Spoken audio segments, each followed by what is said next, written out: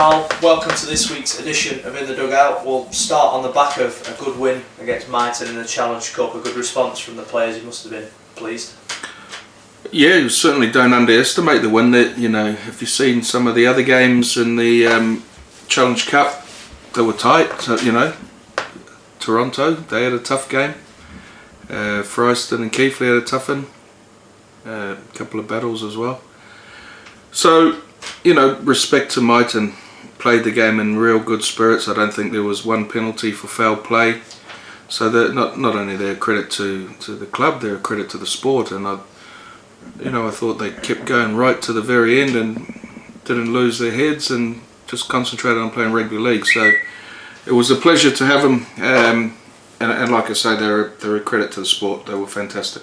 They got off to a good start as well, scored the first try in the opening few minutes, and it was a real test of the Dons' character, certainly, on how they reacted to that. And fortunately they got a try and then went ahead quickly, and from that really kicked on.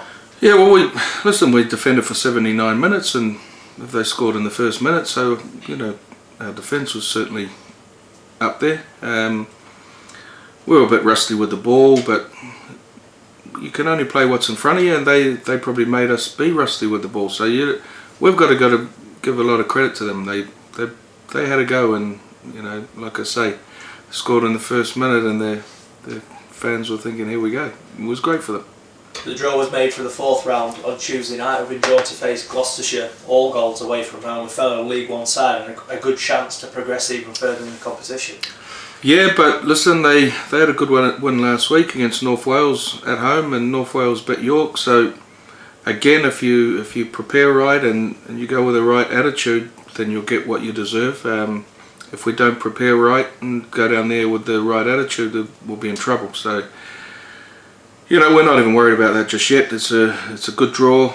You know, only better draw you could ask for is, you know, to get a club in your league at home.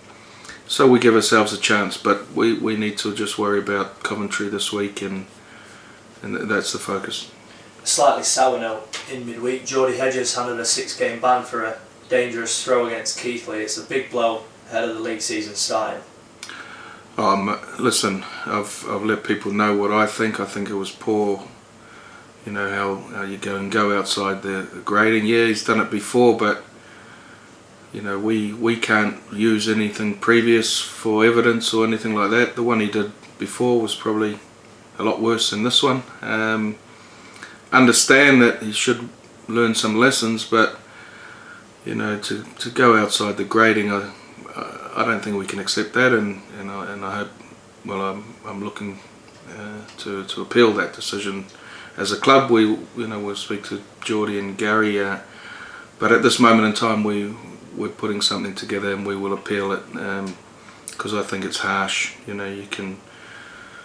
know, with what we got back, it's I don't agree with.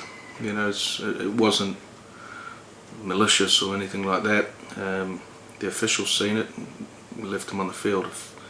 So, you know, the amount of support we've had off some high-profile coaches and people in the game it tells us, I think, we need to appeal that decision, because I've certainly seen a hell of a lot worse tackles than that. You know, and just from experience in my day, if you go around trying to put your hands on referees and that sort of stuff, then you would have got 10 games, and now that seems to be acceptable, and you're trying to execute a rugby league tackle and you get it wrong and you really get punished. And you know, we've seen players go off on stretchers, and players don't get 6 games. So it's, you know, all we ask for is some consistency. If that's going to be the level of consistency, and that happens, and anyone who does that sort of tackle, they better be careful, but we all know the problem with the disciplinary at the moment, they're not consistent, and this is where all the negativity comes from about them not being consistent, and any club asks for is consistency. So if you're going to do a tip tackle and you tackle someone, well, tell us. We're all going to get 6 games. One player was in the same day, same tackle live on Sky Sports. He gets 4 games. Yeah. We get 6 games. I was just going to say that the point comes with games in Super League, players have been penalised, not got 6 games, less than that, probably for arguably just as bad tackles. I mean, do you think common sense has to go into it at times? No, I think players need to be punished if they do something wrong. I'm all for that. But if why don't they make it a grade E? If they've looked at it and they think that grade E, so whatever it is, and give them, they've gone outside the grading, which I think is poor. You know, if he got 5, we maybe would, gee, that's harsh. But we have to accept it. It's on the grading. Not very often the RFL go, that I'm aware of, they go outside of the grading from the match review panel. You know, to go outside the grading, I think you have to do something really, really bad, poor. So, like I say, I'm one to sit here and say, if a player does something that's bad, yeah, they deserve punishment, and that's including my own players. But, you know, something that I didn't, you know, we've all played, I didn't think it was horrendous. It was bad enough for him to cop a ban, but to go outside the grading, I think is poor. Coventry are the first team to come to the Keepmoat in the league season on Sunday. A tough test, but important that we get off to a good start. Very important, and like we said in this forum last night, there's no messing around now. Gary now picks the best team, and them players who don't get in, they'll be upset. But we need to pick. You know, he needs to pick his best 17 players in that every week now, because it's the real stuff, and we've made no secret what we want to do this year, and hopefully we can get some continuity and some consistency in the performances with the, you know, with the players, and the more you play with the same bloke next year, the better you become. So no, it's serious, and you know, we're all under pressure to do what we want to do, but we put the pressures on ourselves. You know, we don't need to have outside pressures. We put pressure on ourselves because we know what we want to achieve this year. But for us to do that, we need to do it as a collective. The supporters need to be on side with us, and the players need to be on board with it, the coaching staff, backroom staff, ourselves. And as long as we get what we want at the end of the year, whatever anyone thinks, so what? You know, we're building.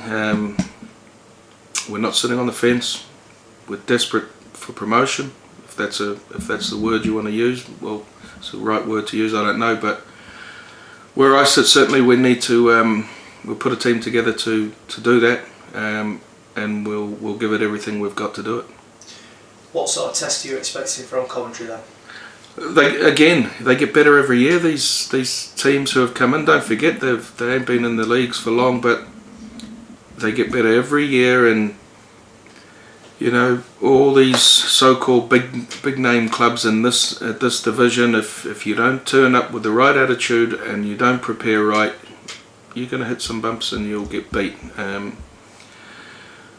We have to be ruthless, and we just stick to the game plan and give everything, no matter what the scoreboard says. You've got to get into a habit of doing all the right things for 80 minutes in games.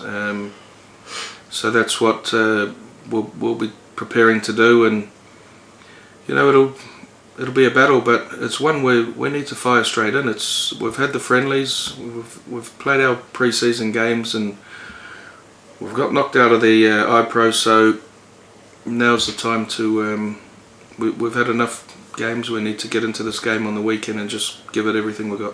Finally, would you just like to touch on the sponsors of this weekend's game? Yeah, Carol Green Nutrition is the main match sponsor this week, and she's got a lot of people from the Women and Rugby League coming to the game, and you know, it's a Ladies' Day. We really appreciate everything Carol does. She comes to the fans panel meetings.